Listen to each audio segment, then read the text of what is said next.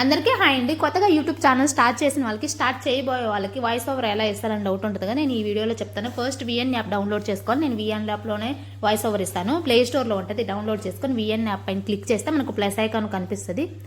దాని మీద కూడా క్లిక్ చేయాలి. క్లిక్ చేసినప్పుడే మనకు న్యూ ప్రాజెక్ట్ వస్తుంది. ఆ న్యూ ప్రాజెక్ట్ మీద కూడా క్లిక్ చేసినప్పుడే మనకు వీడియోస్, ఫొటోస్ మీ గ్యాలరీలో అన్నీ వస్తాయి.